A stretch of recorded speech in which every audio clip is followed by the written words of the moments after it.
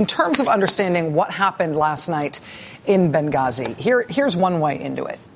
When Osama bin Laden was the head of al-Qaeda, the number 2 guy in command was this guy, Ayman al-Zawahiri, right? That's bin Laden on the left side of your screen and Zawahiri on the right.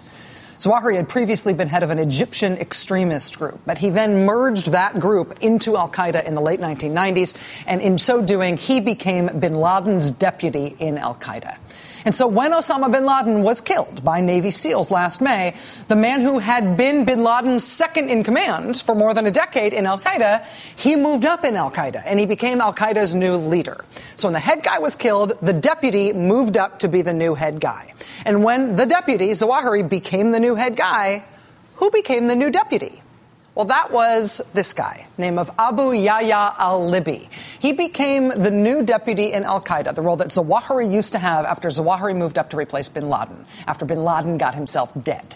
But in June of this year, al-Libi got dead too. He was killed in June.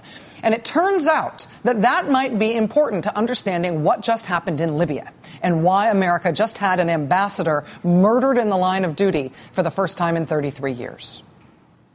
Overseas tonight, the U.S. has confirmed the killing by CIA drone strike of another very senior al-Qaeda leader, and a man killed. Abu Yahya al-Libi is believed to rank second in the organization and was involved in numerous terrorist plots against Western targets over the years. U.S. officials are calling the death of al-Qaeda's top strategist one of the biggest blows to the terror network since the death of Osama bin Laden. It's certainly the most significant hit against al-Qaeda Central there in Pakistan since bin Laden's death.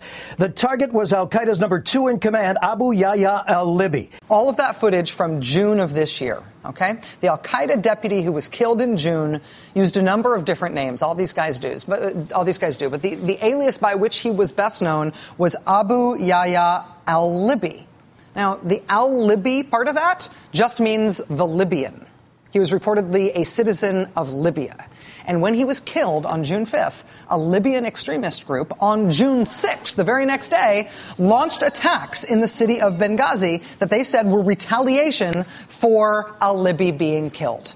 The video this group released online to claim credit for those attacks, to say they were avenging the death of al-Libi. The video included shots of explosions near the American consulate in Benghazi, the same consulate where the ambassador and 3 other American officials were attacked and then killed last night.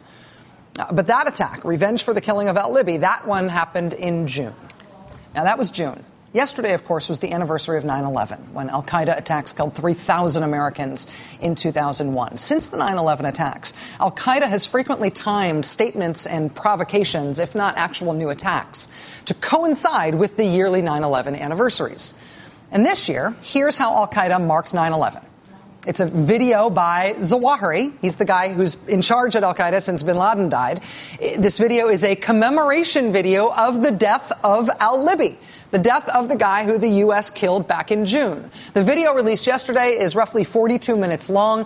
It's labeled as a statement on the martyrdom of the Lion of Libya, and it calls for al-Qaeda followers to take revenge for al-Libi being killed by the United States back in June.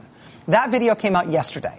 Last night in Benghazi, where a militant Libyan group had launched previous attacks, including an IED attack on the U.S. consulate to avenge the death of al-Libi when al-Libi died, last night that same consulate was attacked again.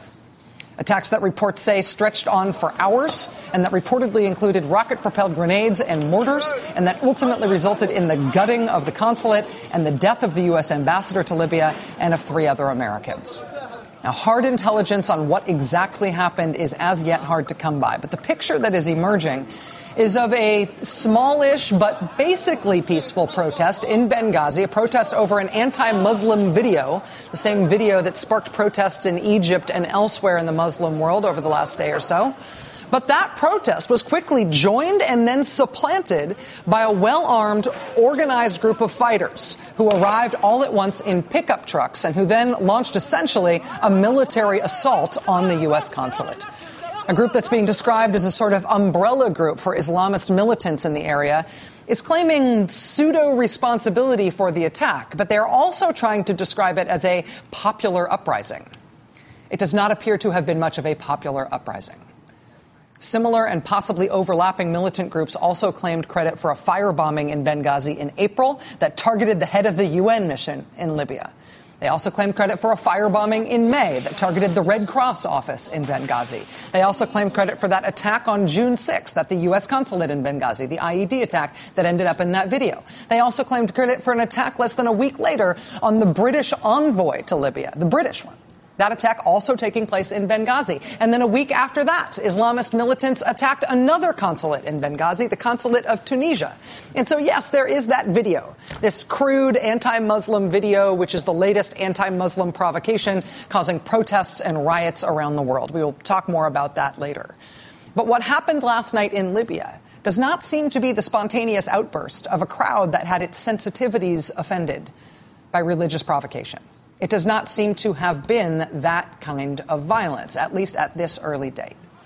That angry religious mob phenomenon is part of the relevant context for understanding how an American ambassador was killed last night, but it may also be just as relevant to put it in the context of other terrorist attacks, organized terrorist attacks on other U.S. embassies, like in Kenya and Tanzania in 1998. I mean, obviously, this is not on the same scale, but this may have been the same kind of target.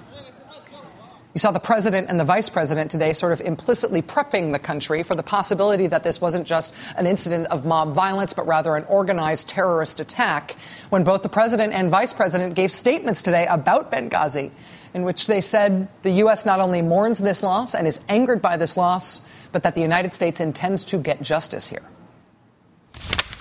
No acts of terror will ever shake the resolve of this great nation, alter that character, or eclipse the light of the values that we stand for.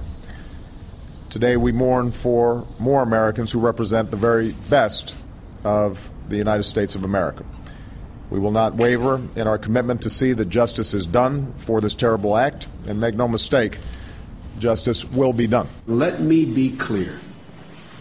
We are resolved to bring to justice their killers. And we will work. We will work with the Libyan government and our other partners to do just that. There is no place in the civilized world for senseless murder like has occurred last night. Although the U.S. government is not saying definitively that this was an organized terrorist attack and not just an incident of mob violence gone horribly over the top, those kinds of statements that you saw right there from the president and the vice president in terms of bringing the perpetrators to justice are rarely the sorts of things that you hear when they are talking about just mob violence. In terms of what the U.S. thinks justice looks like here and how they are moving forward, the first step was to deploy a detachment of about 50 U.S. Marines. These Marines are part of a rapid reaction force that's prepared to move on very short notice to trouble spots around the world. They will bolster security at the U.S. Embassy in Tripoli, which is where we're told is where U.S. personnel in Libya have been moved to. There are also U.S. drones flying over Libya. The U.S. government says they will be used to identify militant targets. They say these are surveillance drones, not shooting drones. So any targeting information they turn up will be handed over to the Libyan authorities to act on. Also, not incidentally, look, there go two U.S. Navy destroyers. Two guided missile destroyers, the Laboon and the McFall, to be positioned off the Libyan coast.